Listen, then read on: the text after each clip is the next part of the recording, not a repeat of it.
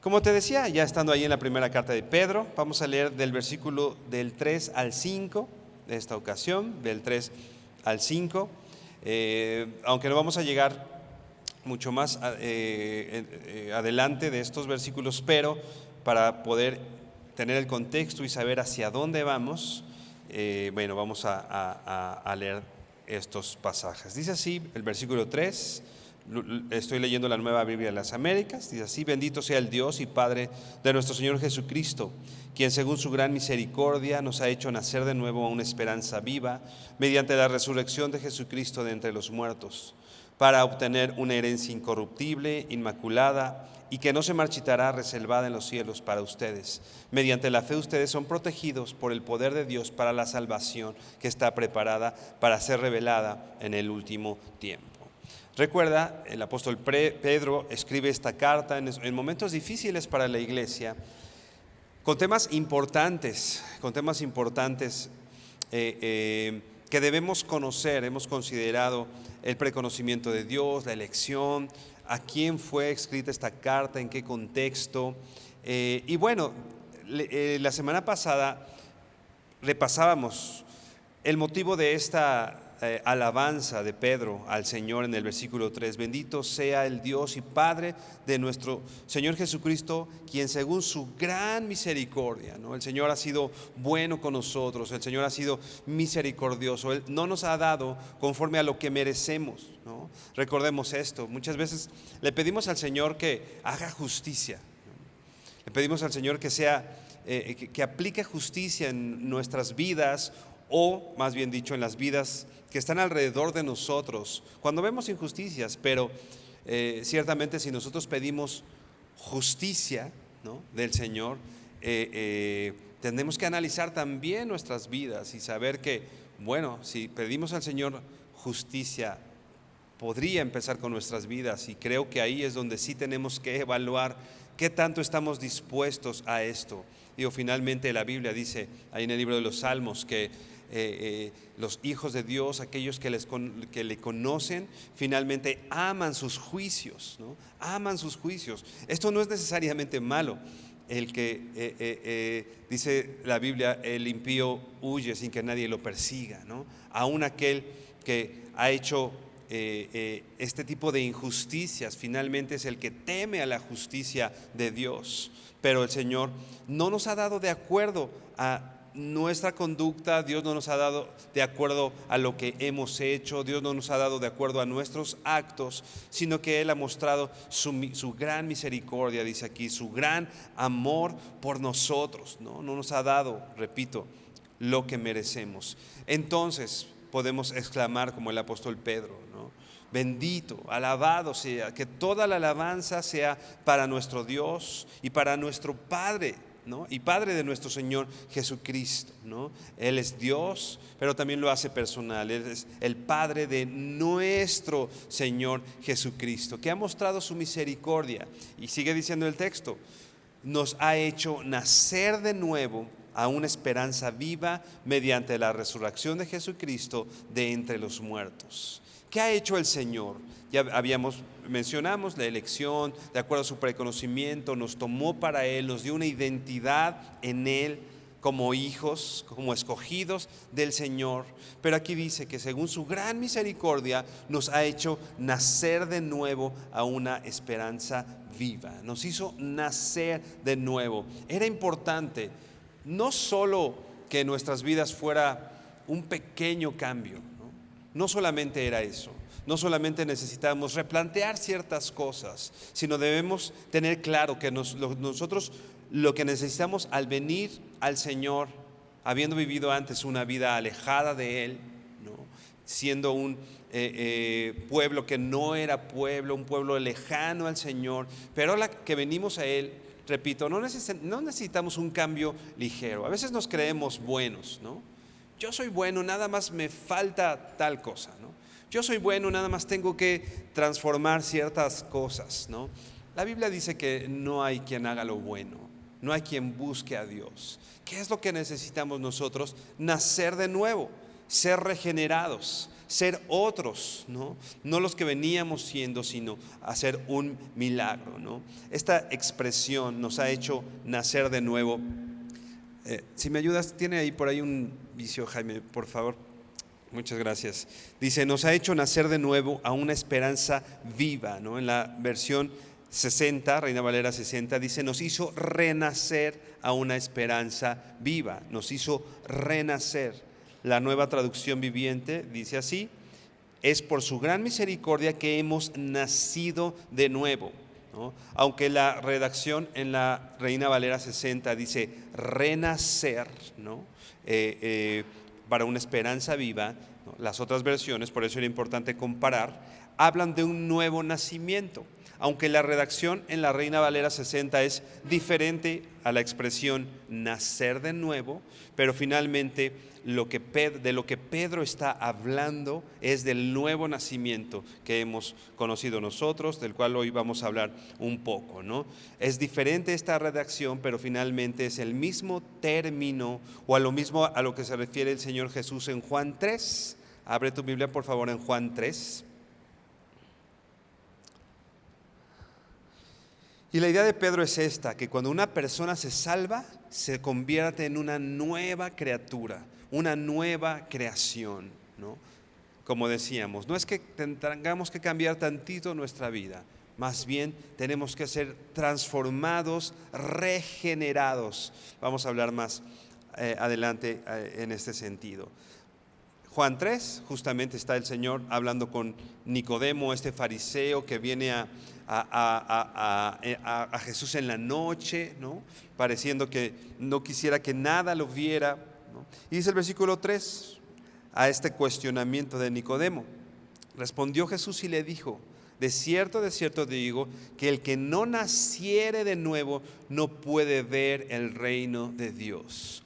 O sea, una condición para ver el reino de Dios, para poder tener el gobierno de Dios sobre nosotros, para poder concebir y tener claro quién es Dios, ¿no? Para poder tener una relación con el Señor, es justamente nacer de nuevo. Es un requisito, es un requisito. Vamos a leer varios versículos más. Dice el versículo 4, dice, Nicodemo le dijo, ¿cómo puede un hombre nacer siendo viejo? ¿Puede acaso entrar por segunda vez en el vientre de su madre y nacer? Versículo 5, respondió Jesús, de cierto te digo, que el que no naciere de agua y del Espíritu no puede entrar en el reino de Dios. Lo que es nacido de la carne, carne es, y lo que es nacido del Espíritu, Espíritu es. Nosotros necesitamos este nacimiento o este renacimiento, este nuevo nacimiento que es por el Espíritu, dice el versículo 5, ¿no? El que no naciere del agua y del Espíritu, ahora dice, no puede entrar en el reino de Dios. Ve por favor a la segunda carta a los Corintios 5. Segunda a los Corintios 5, versículo 17.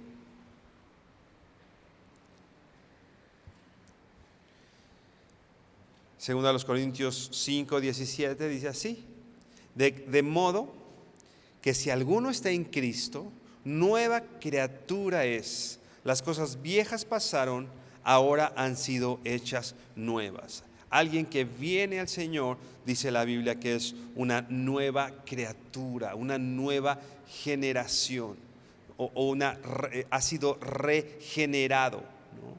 Si estamos en Cristo, no podemos seguir viviendo como vivíamos antes. Somos otros, ¿no? Un pastor pone el ejemplo. Si tú llegas de pronto y me dices que te acaba de atropellar un camión, ¿no? Un camión de carga de esos grandes, pero tú llegas así normal, me dices, me acaba de atropellar un camión, no te creería, ¿no? Si te acaba de atropellar un camión, pues estás en el hospital o por lo menos estás muy mal herido, maltrecho, ¿no? Pero si tú llegas normal diciendo, me acaba de atropellar un camión de carga, difícilmente se puede creer esto, ¿no? Si nosotros decimos, he tenido un encuentro con Dios y nuestra vida es la misma, ¿no? Definitivamente algo está saliendo mal en la ecuación. Si yo he tenido un encuentro cercano con el Señor, si yo he conocido ahora al Señor, si yo me he enfrentado al Señor, es algo que tiene que ser evidente en mi vida. Si bien hemos hablado aquí de la santificación progresiva, ¿no? La senda de los justos es como la luz de la aurora que va en aumento hasta que el día perfecto. Es algo que va en aumento, ¿no? No somos el producto terminado hoy. El Señor está trabajando en nosotros, nosotros estamos siendo santificados, pero definitivamente algo tiene que pasar en nosotros. Sí debe haber algo, ¿no?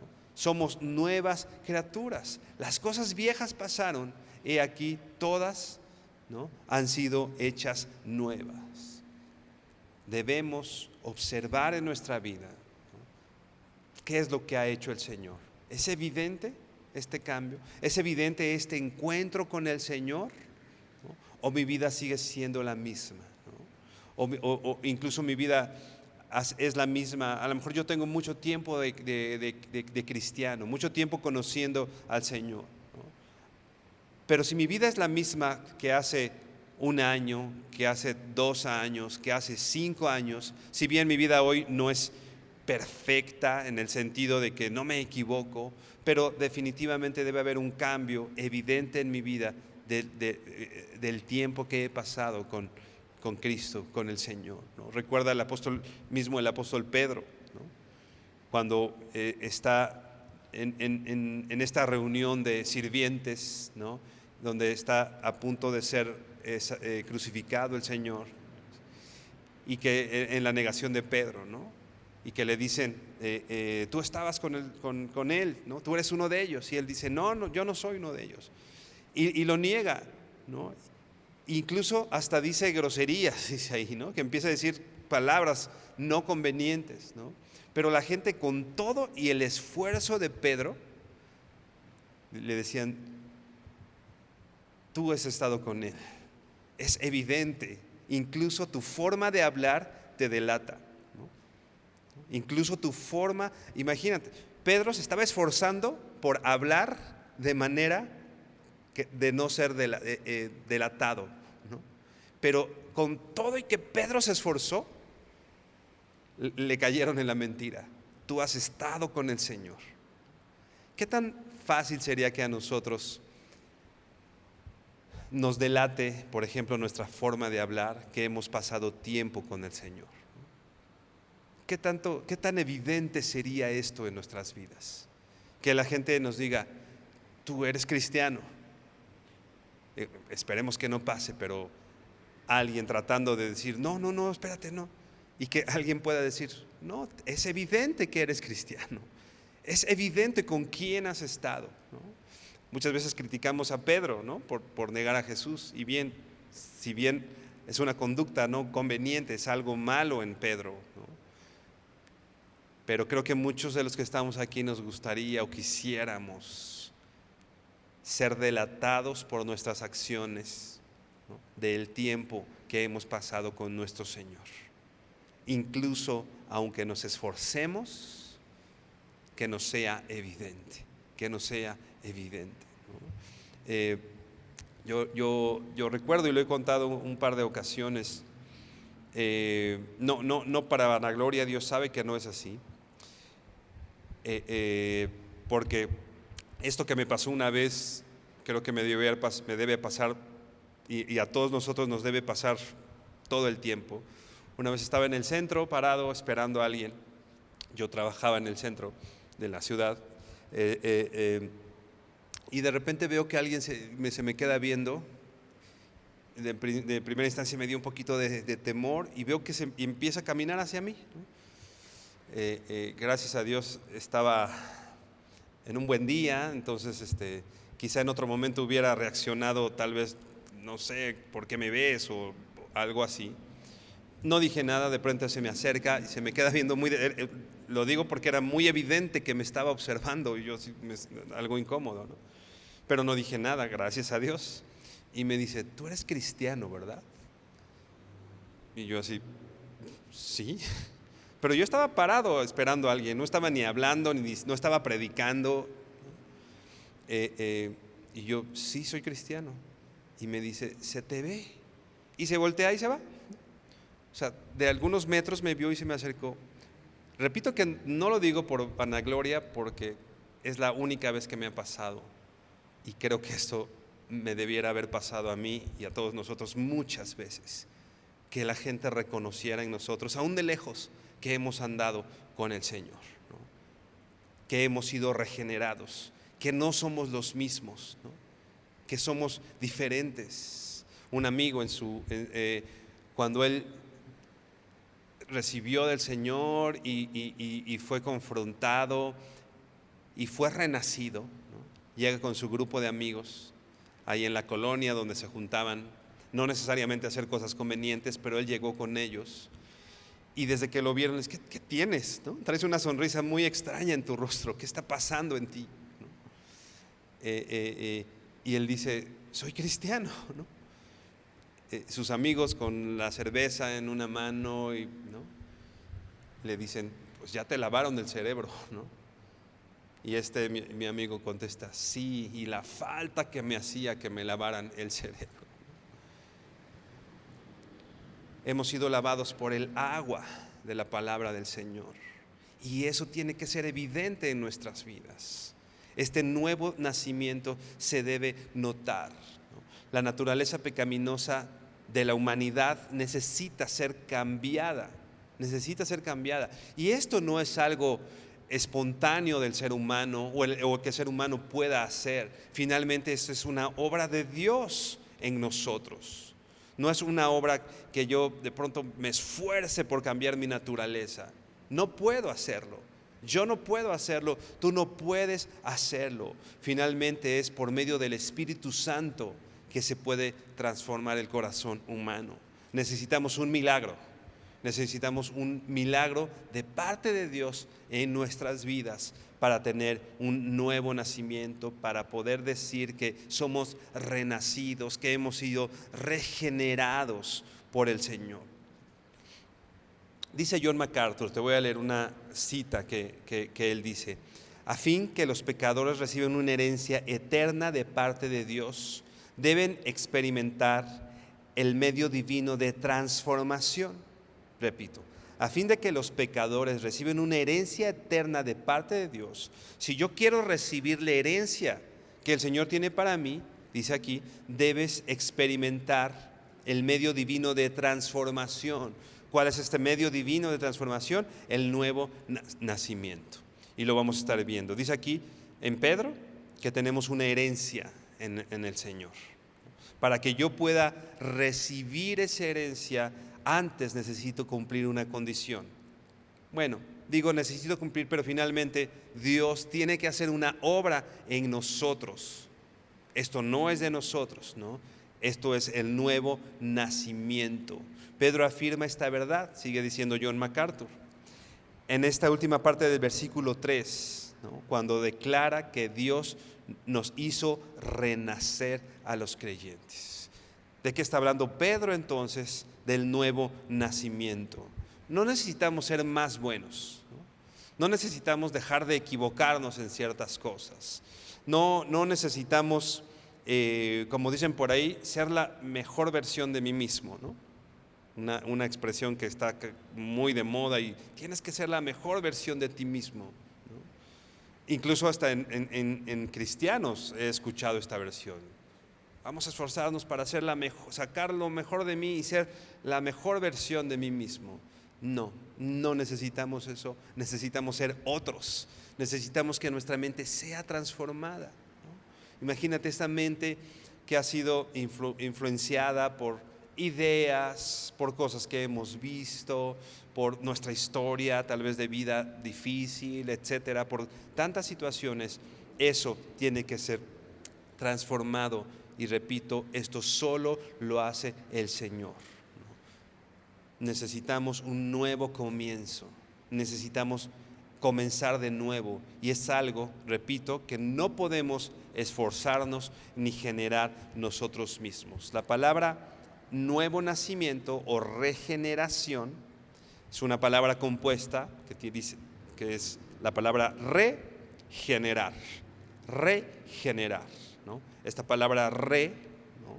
Quiere decir nuevamente, ¿no? Hacer nuevo, se refiere al nuevo nacimiento, y generar, ¿no? Generar de nuevo, regenerar, hacer un nuevo nacimiento. Repito, no cambiar ciertas cosas, sino necesito ser cambiado, ser transformado. Dice la Biblia ahí en Romanos 12 que tenemos que ser renovados, ¿no? Y que nuestra manera de cambiar tiene que ser transformada, ¿no? La palabra que usa ahí Romanos 12 es la palabra metamorfó, que es donde viene la palabra metamorfosis, ¿no? Haciendo alusión a esto que pasa, ¿te acuerdas? Las oruguitas o estas lombrices van y de repente entran en un capullo y de pronto se transforman y son una mariposa, ¿no? No pueden, en la misma condición de lombrices, no pueden volar, ¿no? ¿Qué necesitan? Una metamorfosis, cambiar de forma para entonces poder ser llamadas mariposas, ¿no? Así nosotros necesitamos ser transformados, ser renovados, ¿no? Tener un nuevo nacimiento. Es un acto llevado a cabo únicamente, exclusivamente por Dios. Repito, la regeneración es algo hecho por Dios.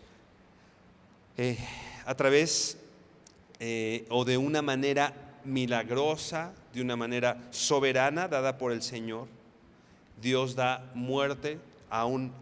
Dios da vida a un muerto espiritual.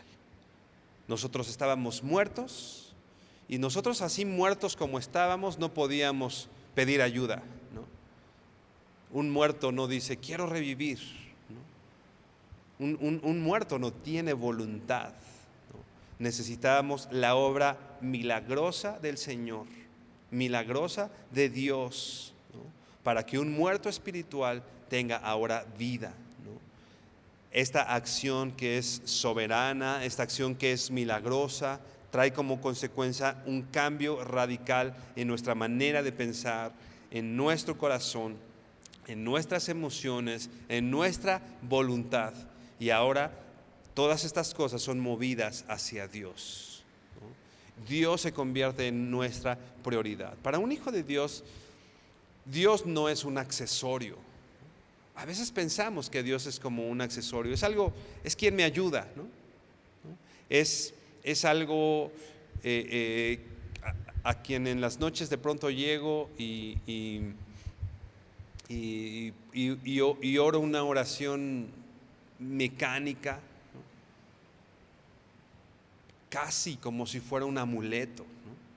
Casi como si fuera una imagen, ¿no? A veces de pronto criticamos esta cuestión de las imágenes, etcétera, pero muchas veces nuestra relación con el Señor es muy parecido a eso, ¿no? Nosotros que hemos sido transformados por el Señor, ahora somos movidos hacia Él y nosotros le amamos a Él porque Él nos amó primero. Y sigue diciendo el texto, regresamos allá a Pedro. 1 de Pedro 3, versículo 3, dice: bendito sea el Dios y Padre de nuestro Señor Jesucristo, quien según su gran misericordia nos ha hecho nacer de nuevo, ¿no? Su misericordia nos hizo nacer de nuevo, y dice aquí, a una esperanza viva. Nos ha hecho nacer de nuevo a una esperanza viva, ¿no? Nacemos de nuevo, hemos sido regenerados, renovados para tener esta esperanza, ¿no? Tenemos vida porque tenemos un Salvador que ha vencido a la muerte. Tengo esperanza porque yo sé, diría Job, en quién he creído. La esperanza que viene de nuestro Salvador es una esperanza viva, ¿no? Porque como dice el texto más adelante, se trata de una herencia que no muere, que no cambia, una herencia incorruptible, una herencia que no se desvanece, ¿no? Una herencia que no está aquí en la tierra, que no va a terminar, que no puede ser, dice la Biblia, que hagamos tesoros en el cielo, no tesoros en la tierra. Aquellas cosas que no se ven son eternas, y lo que se ve va a terminar un día. Yo puedo esforzarme demasiado y hacer tesoros en esta tierra. Puedo esforzarme demasiado y tener para tener un carro, por ejemplo, ¿no? Y si, bueno, te esforzaste, a ese carro le pueden pasar 1000 cosas, ¿no? Ahora lo ves, ahora no lo ves, ¿no? Puede desaparecer, puede no estar, puede descomponerse, pueden pasar 1000 cosas, y en un segundo podemos quedarnos sin nuestro tesoro, ¿no? Por eso dice la Biblia, por eso dice el Señor, que no hagas tesoros en esta tierra, donde las cosas se pueden corromper, se echan a perder, los ladrones minan y hurtan, sino que más bien hagamos tesoros en el cielo. Nuestra esperanza está en el cielo, es incorruptible, ¿no? Está allá, es eterna, ¿no?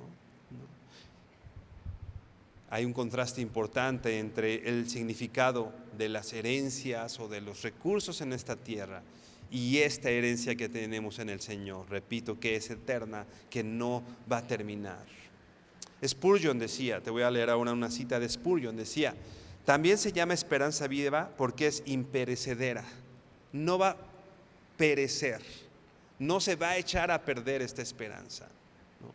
Tenemos una esperanza en nuestro Señor. Sigue diciendo Spurgeon: otras esperanzas se desvanecen como las flores, ¿no? Marchitas, ¿no? Las esperanzas de los ricos, las jactancias de los orgullosos, todo esto se extinguirá como una vela cuando parpadea en la cavidad.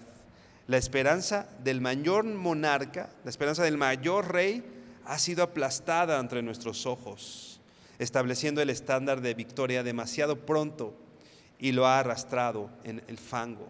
No hay esperanza inquebrantable bajo la luna.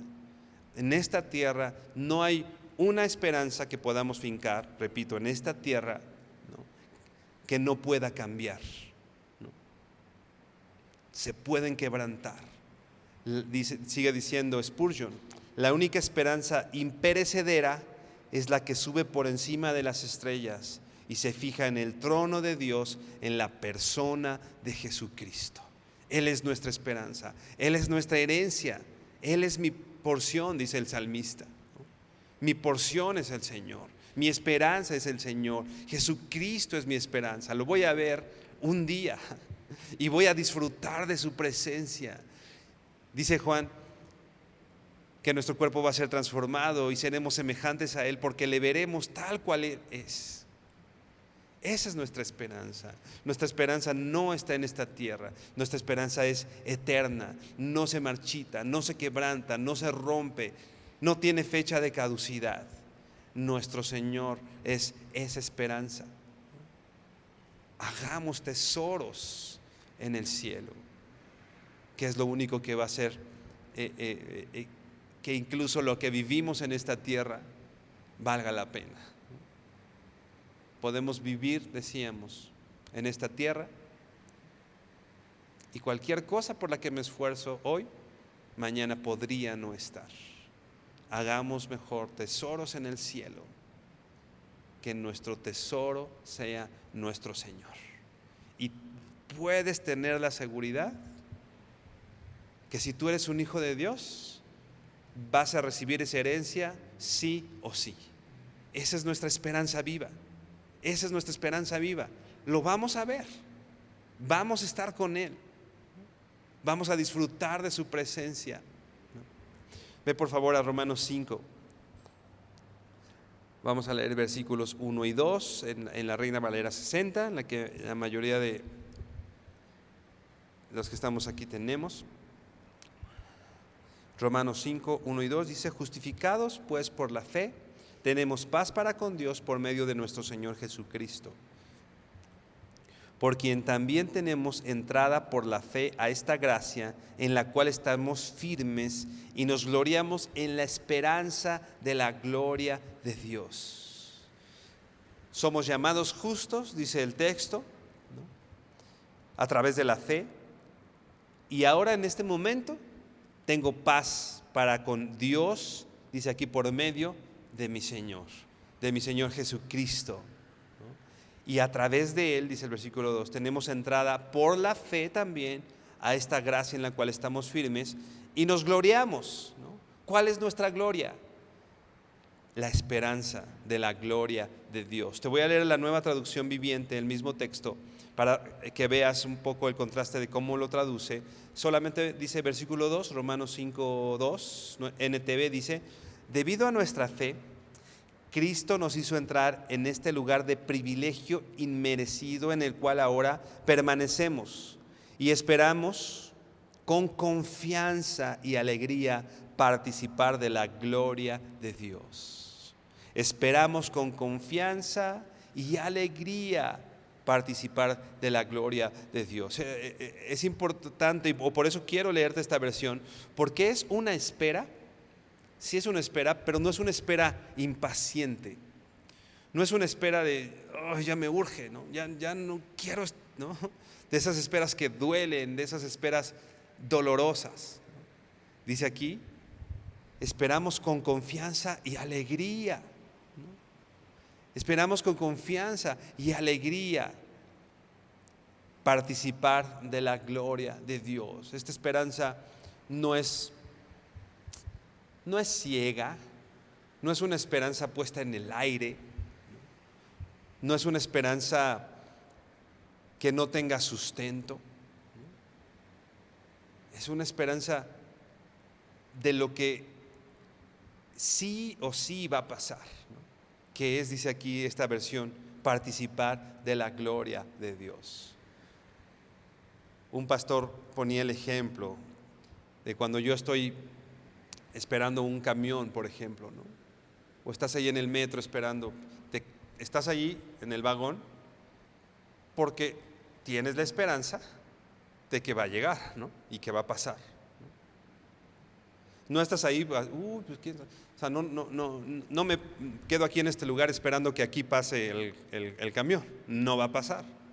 Pero sé que si salgo a la esquina va a pasar la combi, ¿no?, el transporte que me puede llevar al lugar en el que voy. Entonces yo me quedo esperando ahí sabiendo que va a pasar, ¿no? No estoy ahí parado a ver quién me lleva, sino porque sé que va a pasar el transporte, ¿no? No es una esperanza fundada en solo supuestos, no es una esperanza basada en solo lo que creo en un sentido, vamos a decir, sin mucha razón. Tenemos una esperanza que se puede razonar, que tiene sustento, ¿no?, y que va a llegar sí o sí. Te voy a seguir leyendo Romanos 5, ahora versículo 3, sigo en la Nueva Traducción Viviente, que dice: también nos alegramos al enfrentar pruebas y dificultades porque sabemos que nos ayudan a desarrollar resistencia. Es una esperanza alegre, decíamos, ¿no?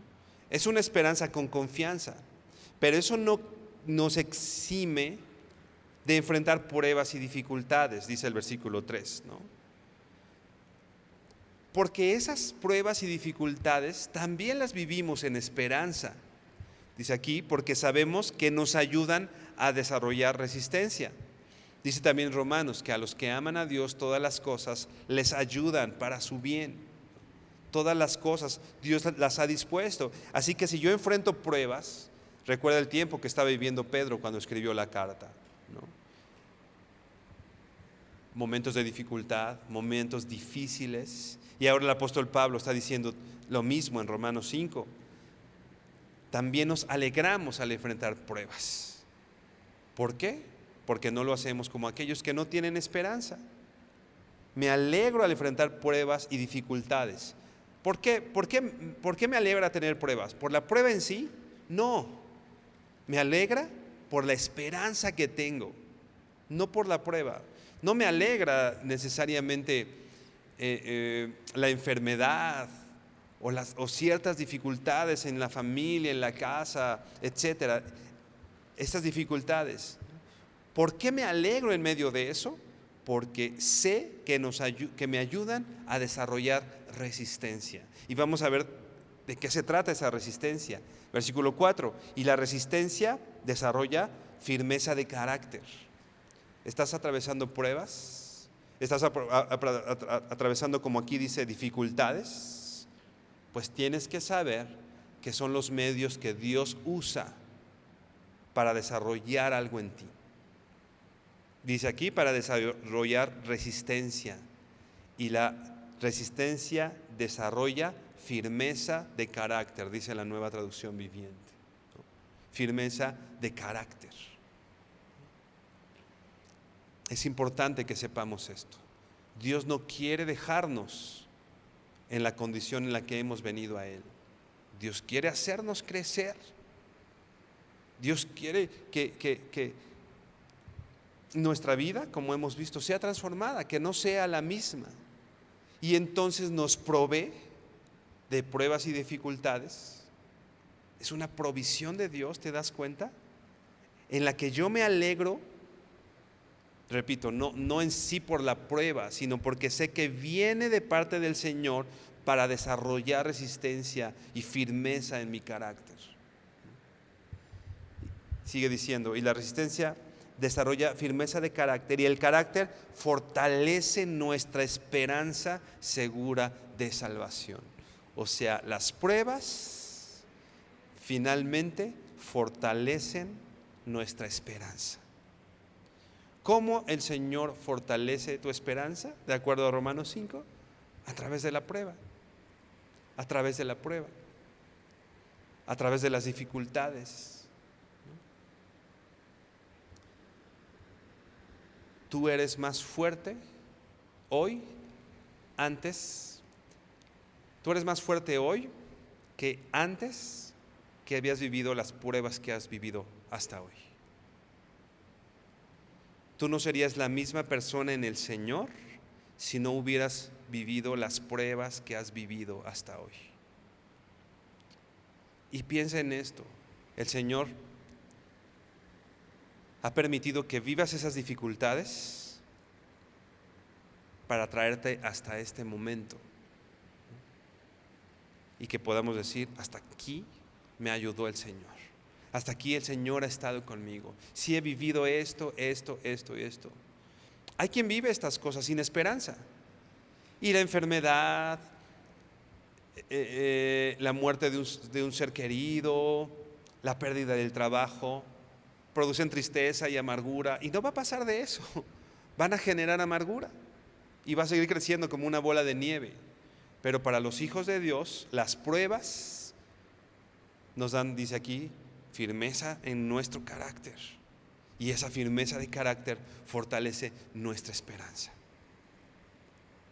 Por eso dice aquí, alégrate, o Pablo decía, nos alegramos en enfrentar pruebas. Por lo que, no por la prueba en sí, sino por lo que trae la prueba en mi carácter. Y dice el versículo 5, y esa esperanza no acabará en desilusión. Esto es una promesa, la esperanza que yo tengo. Yo no voy a ser avergonzado. Dice la Biblia también que la esperanza no avergüenza.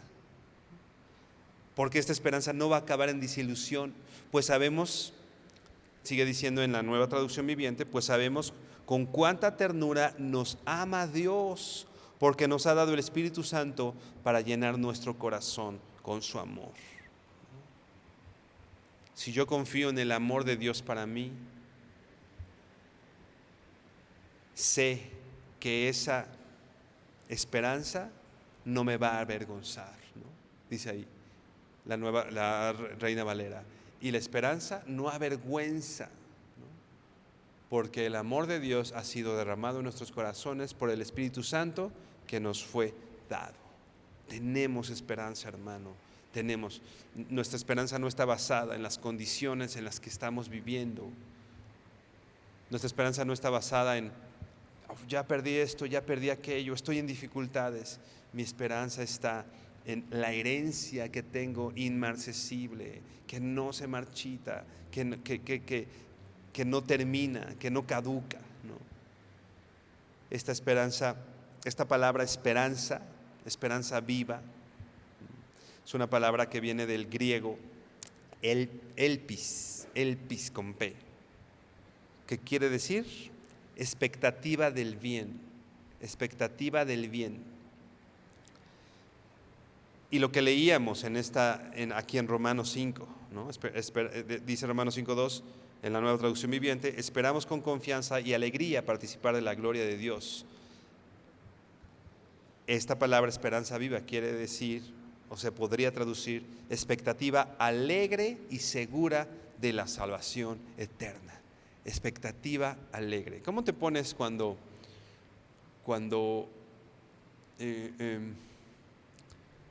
bueno, ahorita se me ocurre el ejemplo.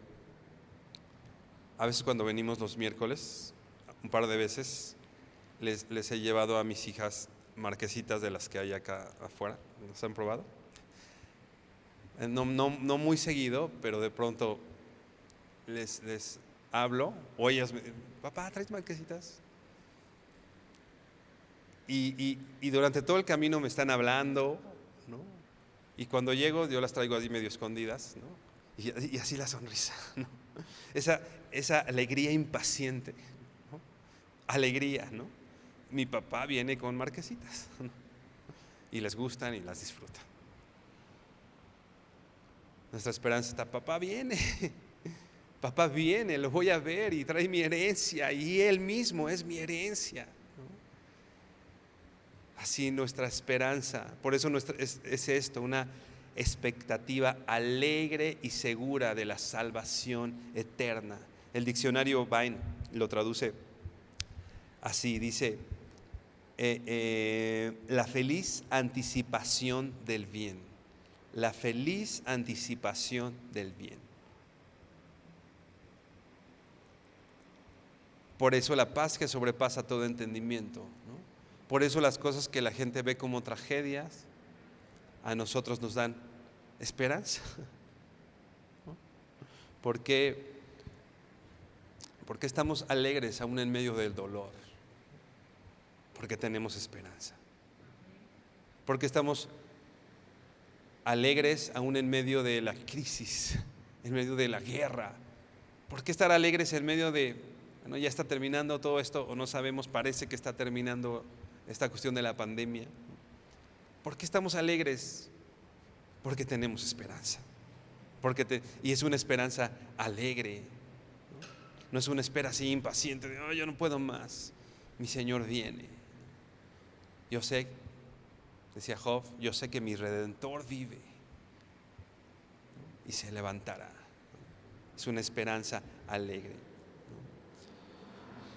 ¿no? Una expectativa del bien, expectativa alegre y segura de la salvación eterna, como decíamos. Vamos a regresar a 1 de Pedro 1:3. Dice: bendito sea el Dios y Padre de nuestro Señor Jesucristo, quien según su gran misericordia nos ha hecho nacer de nuevo, nos regeneró, nos dio este nuevo nacimiento a una esperanza viva. Dice: mediante la resurrección de Jesucristo de entre los muertos. ¿Qué es lo que nos trae esperanza? Esta palabra mediante quiere decir el canal de un acto, el canal por el cual el Señor nos trae la esperanza. ¿Cuál fue el canal o a través de qué? Dice aquí, la resurrección de Jesucristo de entre los muertos. Ve por favor a Juan 11:25. Juan 11:25, te voy a leer la Nueva Traducción Viviente. La resurrección del Señor nos trae esperanza y era necesaria la resurrección. Dice Juan 11:25, NTV.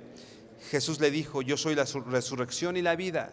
El que cree en mí, aun después de haber muerto, yo soy el que cree en mí vivir, perdón, la Nueva Traducción Viviente dice: yo soy la resurrección y la vida. El que cree en mí vivirá aún después de haber muerto.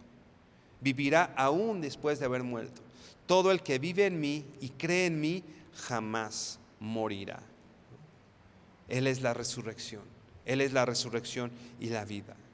Vamos ahora a 1 Corintios 15.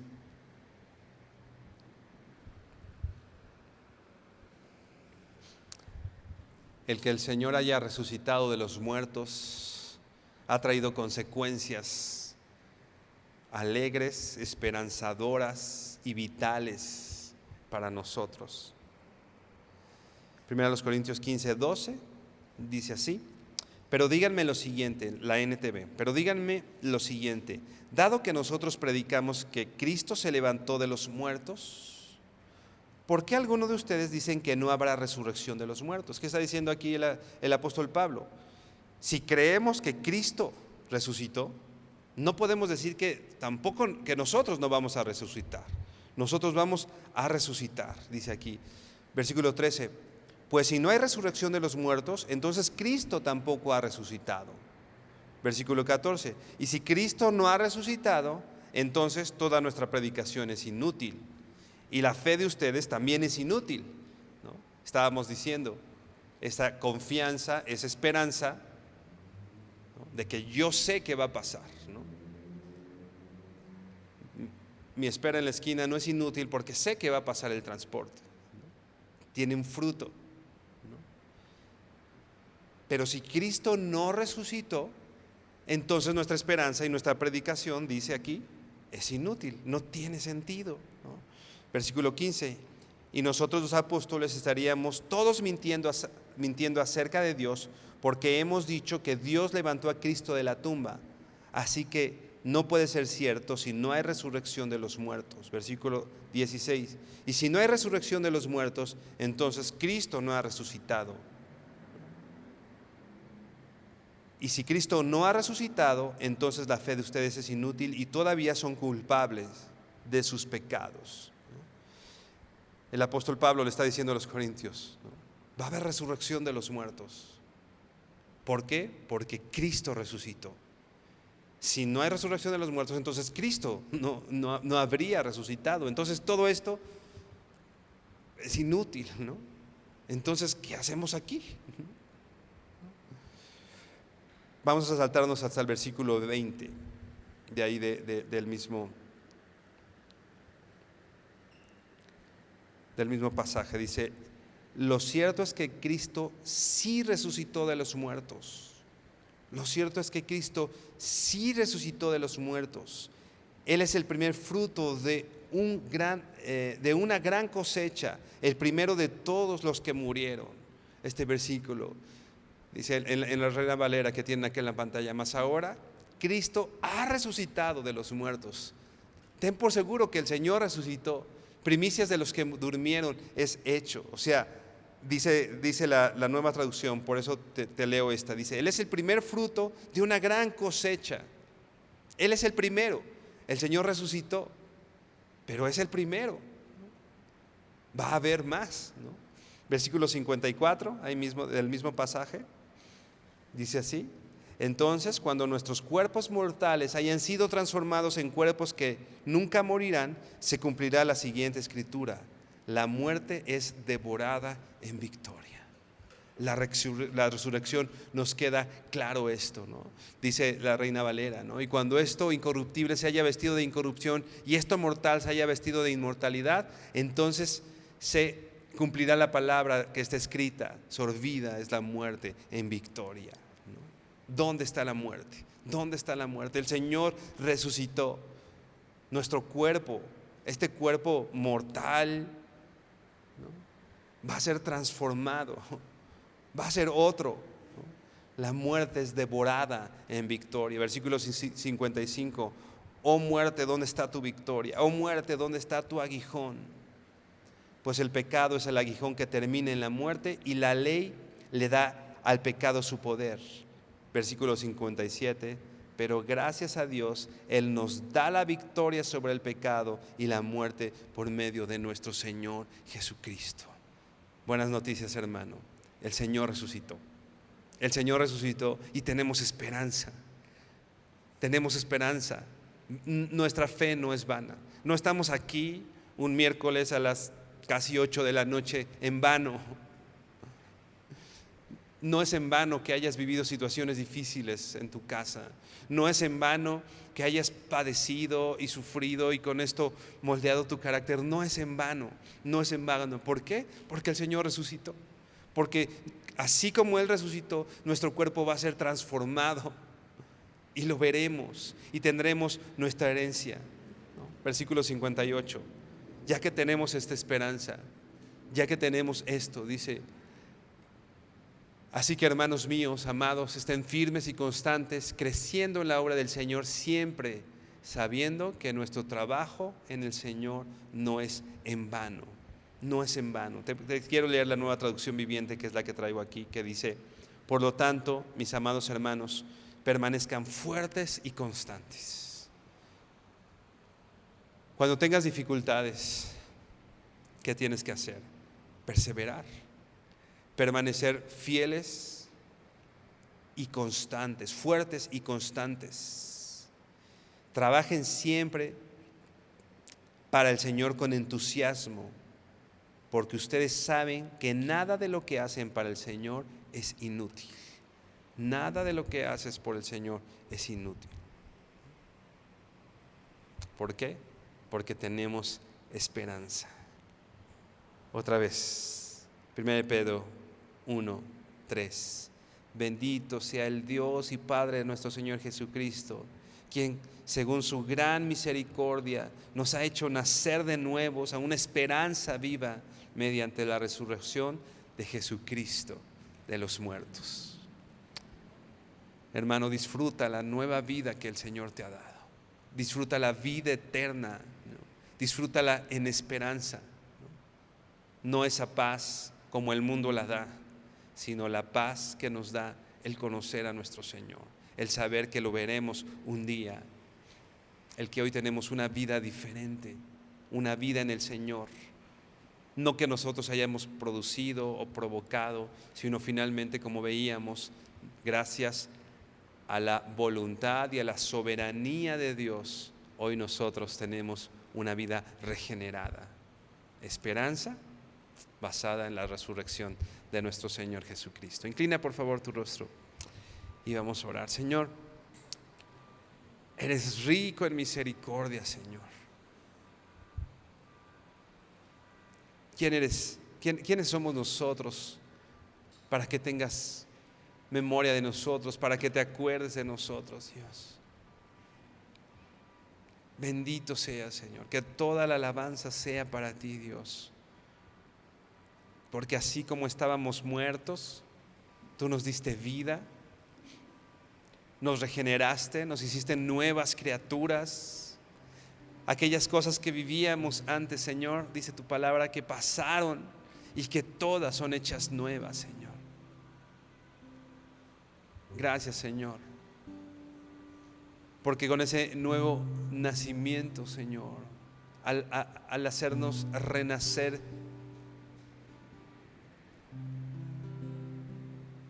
podemos apreciar, Señor, quién eres tú.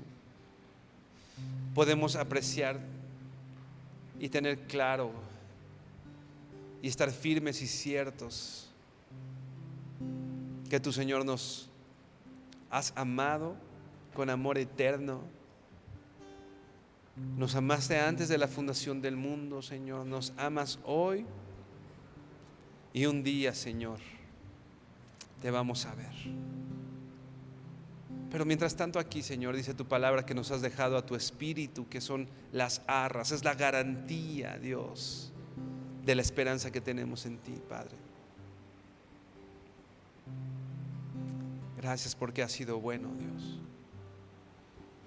Ayúdanos y permítenos, Señor, seguir viviendo firmes y constantes en esta esperanza, Señor, sabiendo que nuestro trabajo para ti no es en vano, Dios, que nuestra esperanza no es inútil, y no es inútil, Señor, porque tu Hijo Jesús se levantó al tercer día de entre los muertos y ascendió y hoy está a la diestra del Padre, gobernando con autoridad, y delante de Él se dobla toda rodilla. Y aunque hoy no lo hagan muchos, Señor, un día toda lengua confesará que Jesucristo es el Señor. Toda lengua y todo ojo lo verá, Dios. Permítenos vivir, Señor, de acuerdo a esa esperanza. Permítenos, Señor, vivir de acuerdo, Padre, a la obra que has hecho en nuestras vidas, Dios. Tú eres bueno y misericordioso para con nosotros. Y hoy te alabamos y glorificamos en el precioso nombre de tu Hijo Jesucristo. Amén y amén. Hermano, por último, por favor, abre tu Biblia en Romanos 15.